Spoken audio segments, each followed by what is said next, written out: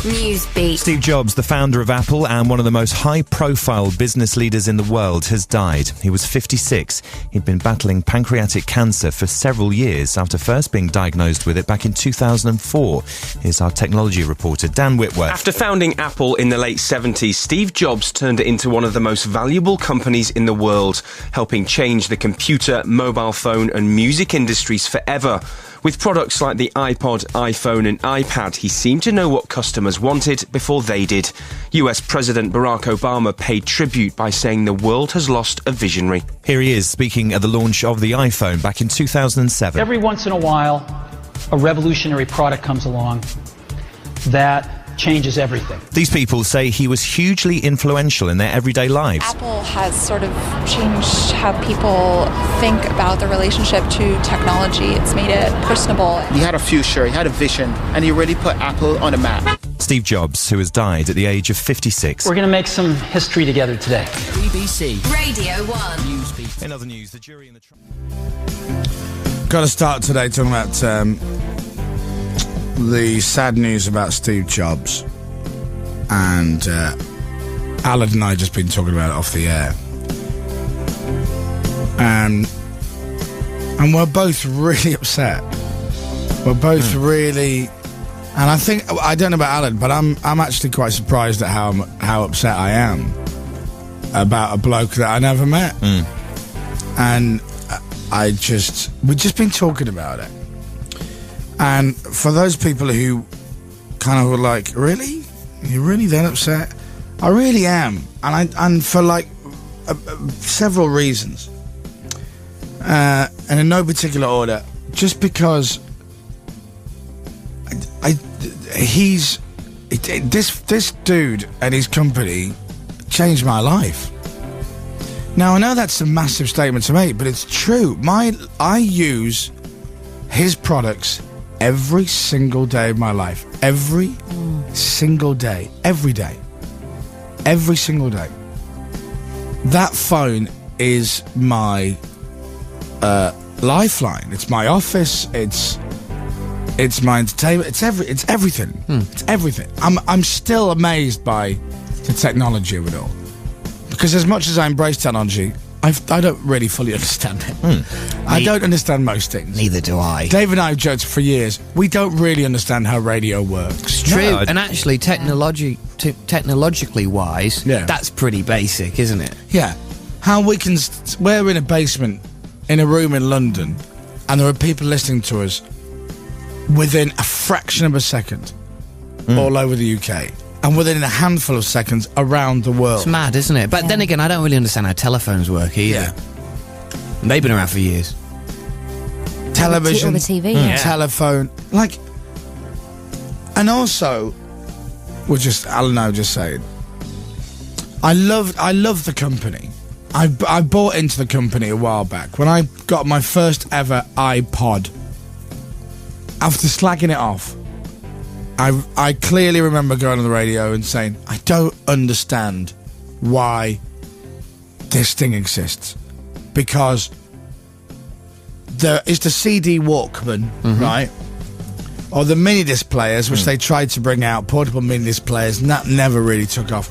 Why would you go and buy a CD from Record Shop, take it home, load it into your computer, into this iTunes library, then plug your iPod in, download the song you just put into your iTunes library onto your iPod, unplug your iPod, you can listen to it wherever you want. It's a CD Walkman, but with a few CDs. My God, how I changed my opinion. And now, just so many of their products that I use and love, and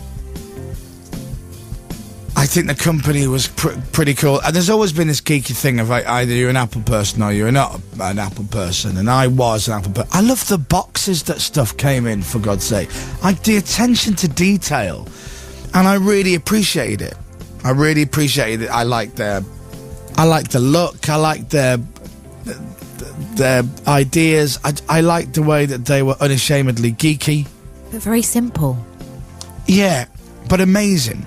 Do you know what? It's not even if you're an Apple fan or you use Apple stuff. They've raised the game on so many things like Google and phones and now tablets. So actually, the effect of Steve Jobs influenced a lot of technology that we will all use, whether we use Apple or not. And I think for me, that's the big deal. Yeah. You know, Pixar. I was at my friend's house recently, and we'd been out for the day, and we went back to his house, and from my phone, we'd been out and we'd taken some pictures. I tell you, we were taking an underwater video that I showed you when I fell off the boat into the water. Yeah. And I'm like, dude, you got Apple TV? Yeah. All right, fine. So I'm on his wireless, and I go in, and I log on to his Apple TV, and I play my video, and it comes through his television, and we're all watching it. And a couple of people go, oh, wow, look, there's that video. And one guy goes, how have you done that? How have you done that from your phone? It's coming out of the TV. And I'm like, because I synced it up earlier. We were playing stuff to each other and blah, blah, blah. And he's going, that's amazing. And I'm like, yeah, it is amazing. But I'm just kind of doing it.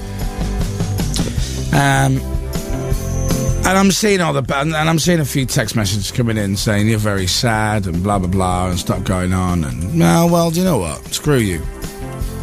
I also don't know, there aren't that many companies and businesses that I like, that I'm really even fully aware of as a business. Yeah, and that's, I think, the point with Steve Jobs, isn't it? He was in charge of a massive business, but big business generally is not seen to be something that's cool, attractive or aspirational or whatever. And I think that's why people kind of warmed to him a bit when he turned up in his black polo neck and jeans and said, look at this, look what we've got now. And, like, I don't know who owns McDonald's, right? Is it not Ronald? Ronald. Well, Ronald, sure, I get that. I met in Derby years ago. Do you remember in that drive-through? You know, I've never met Marks or Spencer. Yeah. Do you know what I mean? They're from Leeds, weren't they? You know, I don't know if they... I don't know if I don't know anything about them. It's just a company. It's just a company that promotes well and you like their stuff, whatever. But Apple was like, that's the Apple dude. Steve Jobs is the Apple dude. You know, and everyone forgets Apple Macintosh. Yeah. A very uncool company. In the 90s. Yeah. Yeah. It was like, oh, really? You're still trying to make these computers? Give it up. God love you. You keep plugging away. All right, we're going to go back to the Atari. Thanks. And it will, you know, only yesterday we were talking about the launch of what isn't the iPhone 5. And, you know, me and Alan were taking the mickey out of all the geeks that work for them who are brilliant at what they do. And so it's going to continue. And our kids will grow up and will look at you like you're insane when you say to them, well, of course, before mobile phones, you know, there were pay phones on street corners and stuff.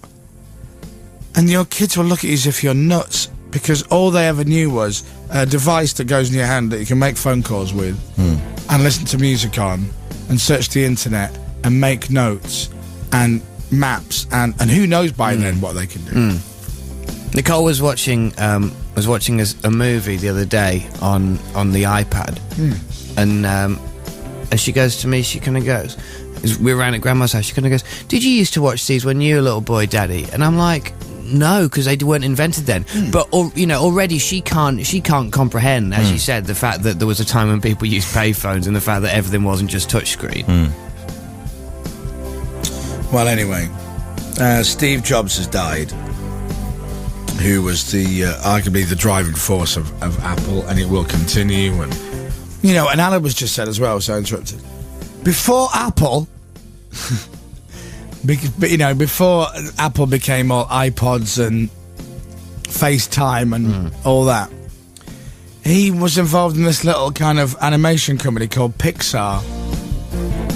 Which again, if you look at you know, what they've done with the technology they've got, they've really pushed the boundaries back, and their stuff is amazing. It's not only just clever; their films are amazing, funny, really well made, everything.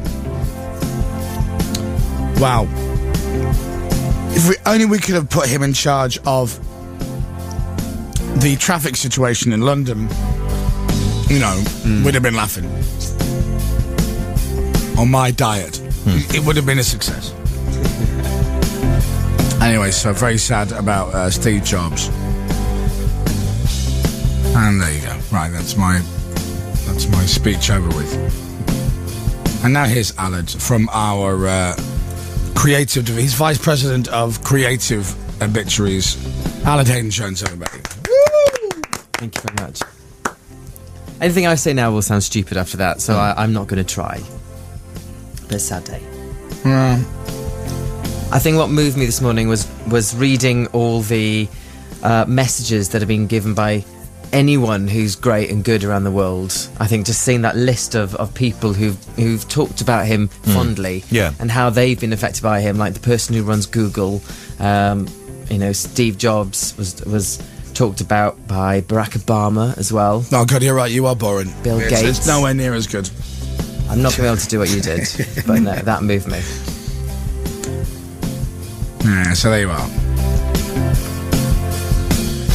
I just woke up this morning, the radio went on at 5:30 and I heard the news already. Who's reading the news at 5:30? Jonathan. Well, and by the way, does he announce? What do you mean? He speaks like this. He's like the voice you kind of want to hear at the end of the world to tell you it's all over. He's authoritative. Yes. What? And I don't know whether it's because I'm when you're half asleep, everything's kind of magnified. Yeah. Yeah, that's true. Loud and. But he came out. I was lying in bed and he said Steve Jobs has died. I literally shot up out of bed. I'm like, oh my God. Anyway, so there you are. I'm going to drag the whole show down with death. Yeah, I just wanted to say that because that's like, I don't know. I don't think I'll be this upset about somebody that I've never met dying from from the world of business. I don't think I'll ever be this upset again until the Krispy Kreme donut guy dies. Well, yeah. He's massive. Mr. Crispy. Well, Toby Lerone. He's big in the game, isn't he? With it. And if that person doesn't know the answer, they got a hotline to call us in Cupertino at Apple headquarters where we have somebody who does. And so we're hoping this is going to be an entirely new thing. We're so excited about this. We can't wait to let customers in the store. So let's walk through the software aisle in the middle. One last thing I want to show you is all our great software. Look at this stuff. We have over 300 titles here. From games to the most sophisticated pro applications. There's something for everybody here. I'll see you when the store opens.